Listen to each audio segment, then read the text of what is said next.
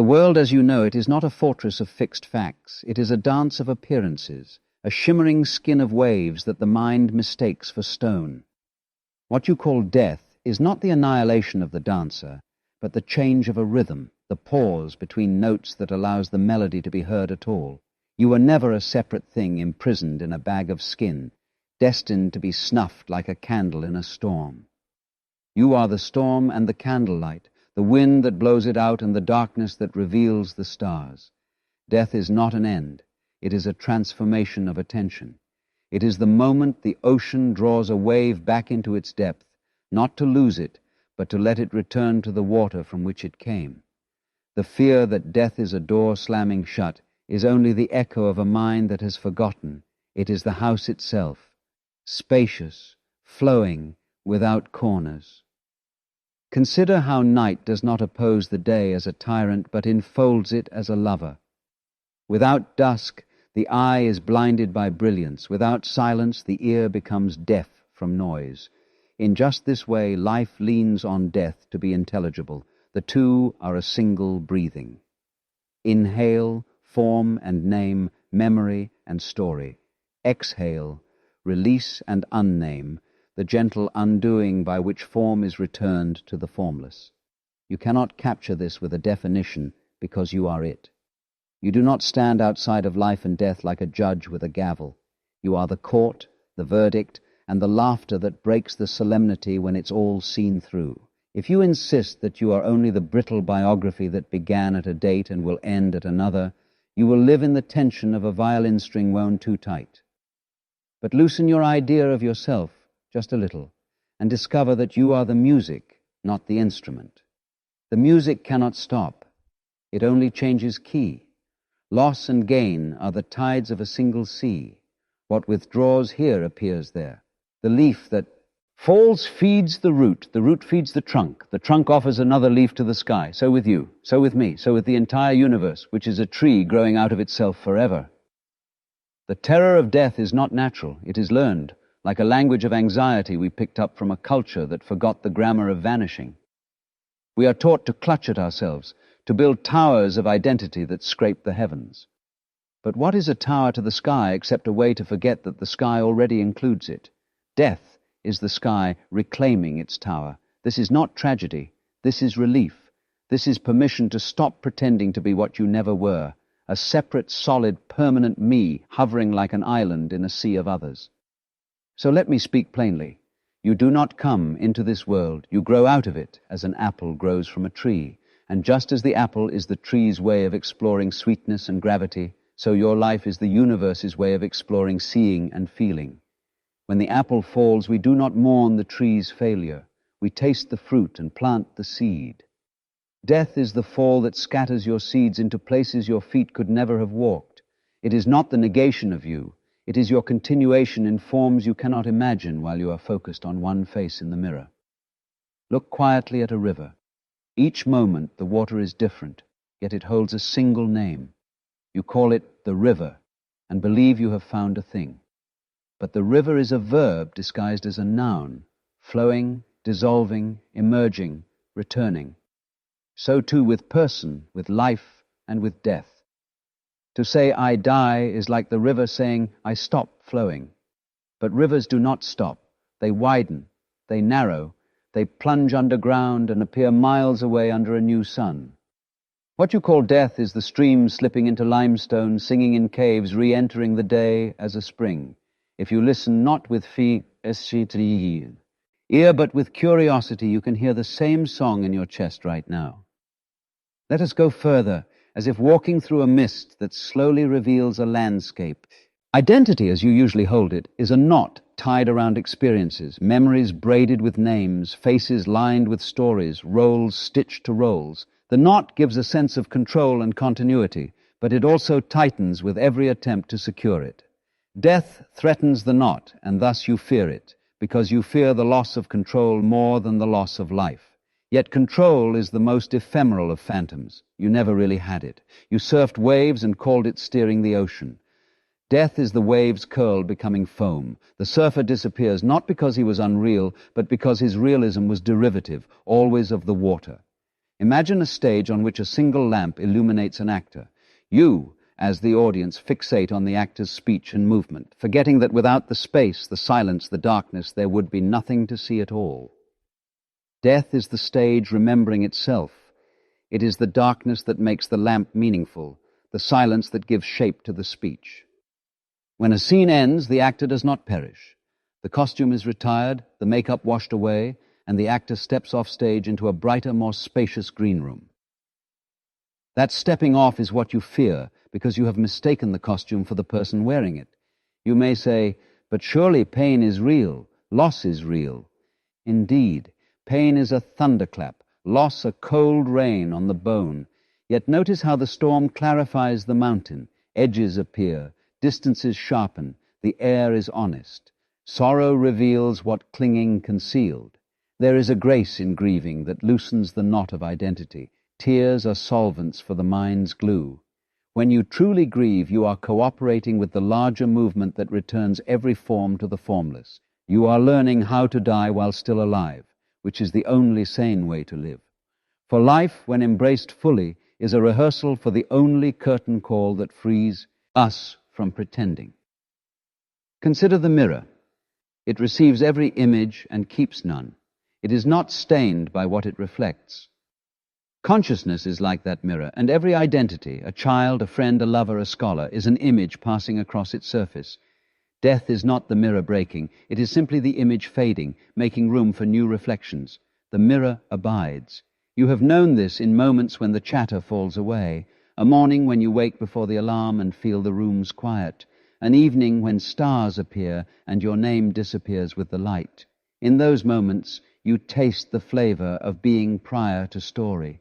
That flavor is what death tastes like, only longer and more complete, like an exhale that never needs to inhale again because it has discovered the breath behind breathing.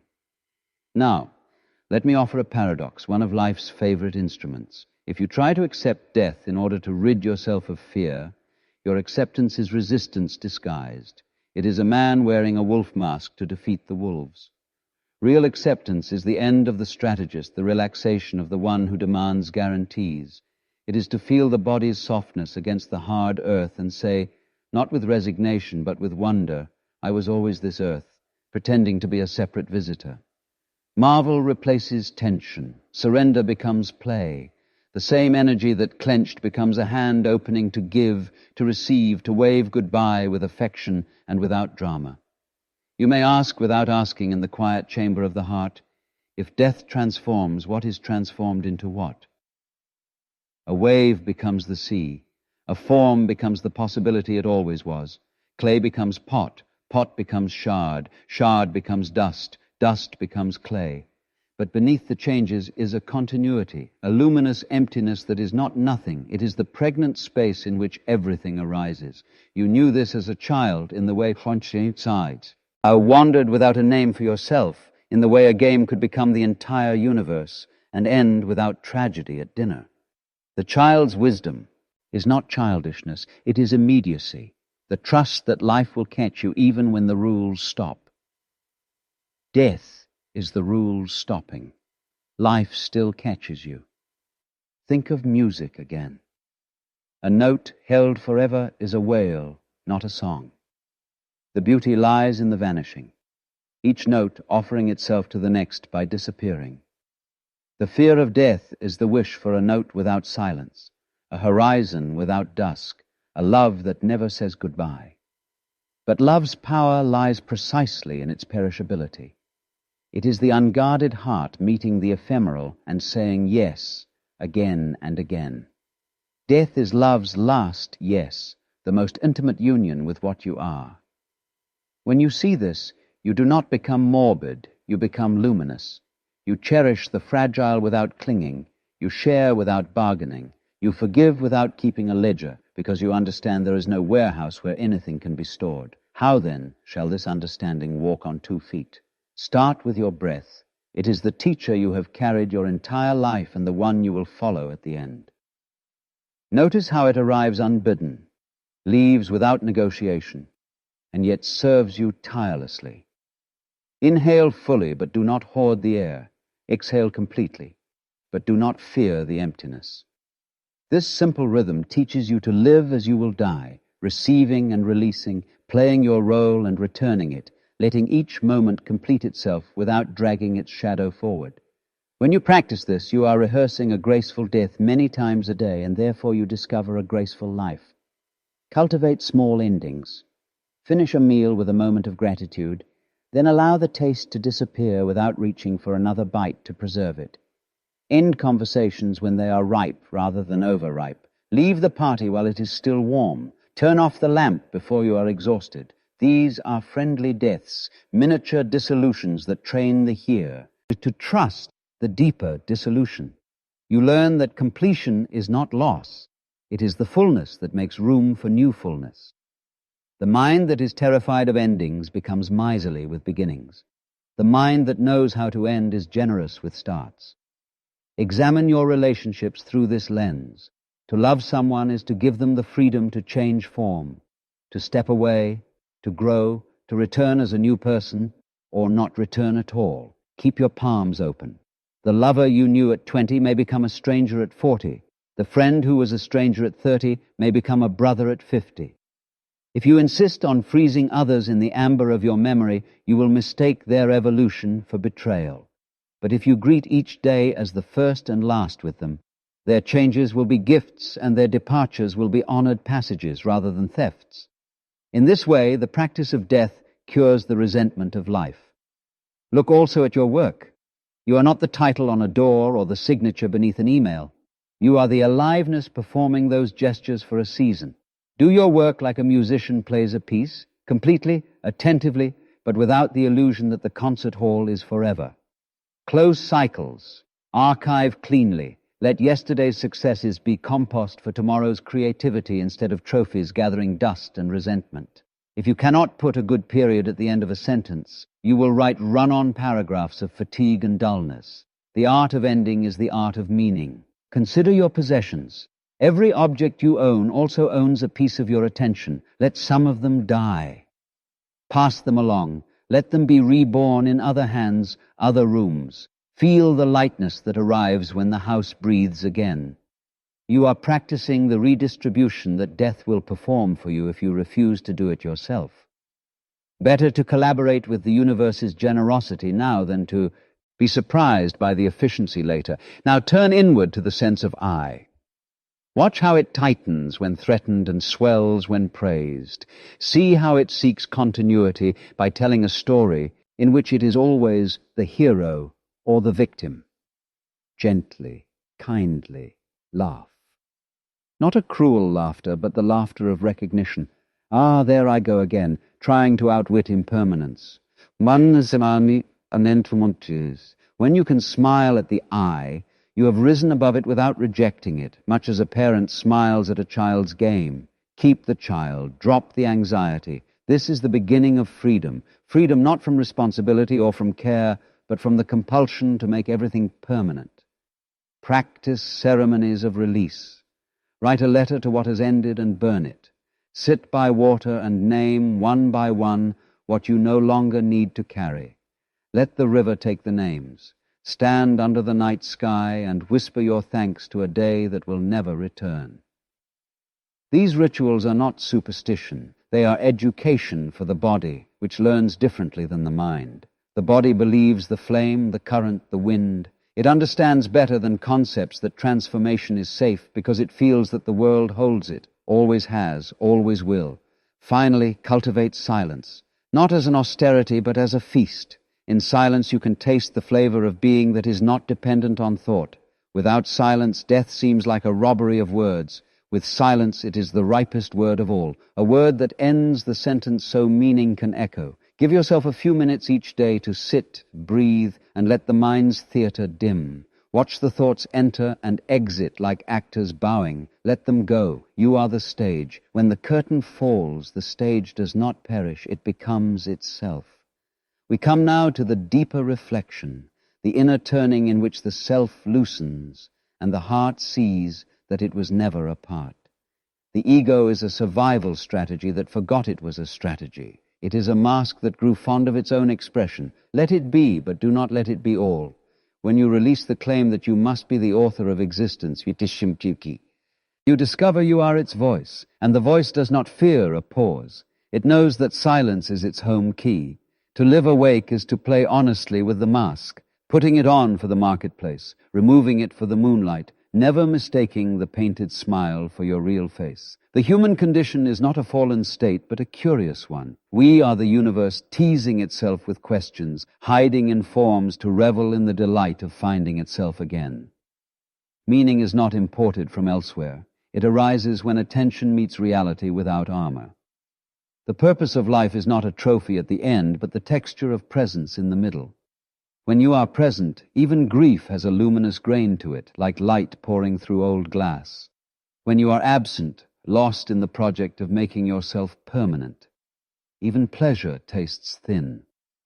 Awakening is to choose texture over trophy, depth over duration. Spiritual freedom is nothing mystical in the sense of being apart from ordinary life. It is the most ordinary thing, washing a cup thoroughly, closing the door gently, speaking truth without embroidery, laughing at the right time and also at the wrong time when the heart overflows. Freedom is the absence of compulsion to be other than what is here. In that absence, compassion blooms. You recognize your face in the faces of others. Their fear of death is your own. Your ease with change can be theirs. You become a soft place in the world where endings are not treated as failures and beginnings are not forced by panic. Let us make peace with the final passage. Imagine your life as a lantern. The flame has been fed by many oils: friendship, courage, mistake, forgiveness, surprise. When the oil is complete, the lantern dims. The light does not argue, it bows. It returns to that greater light that is never spent, the radiance in which stars are but freckles.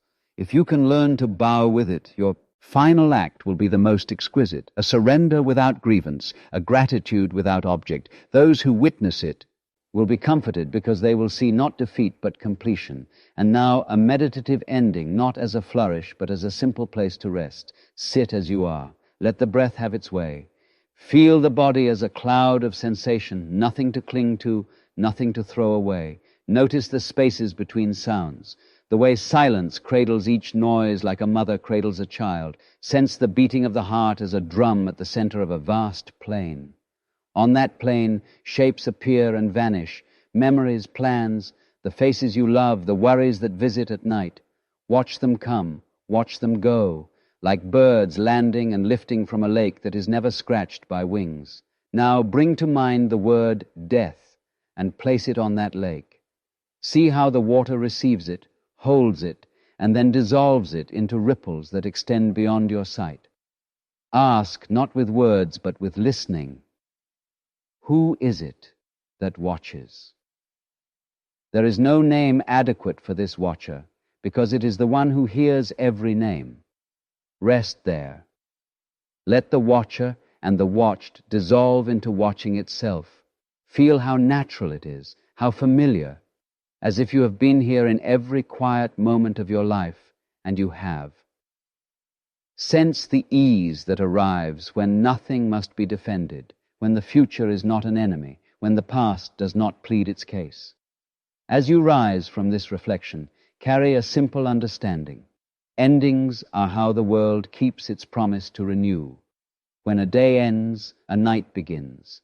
When a story closes, silence makes room for another tale. You are not a prisoner of time. You are time's artistry, its glimmering sequence of gestures. When your gesture is complete, the dance goes on, and somehow you will find yourself in it again, perhaps as laughter, as wind in leaves, as the warmth on a cheek that doesn't know your name and doesn't need to. Walk gently, love freely, practice small deaths and generous births. Trust the ocean to know its waves, and when it calls you home, answer as you have breathed all along, completely and without regret.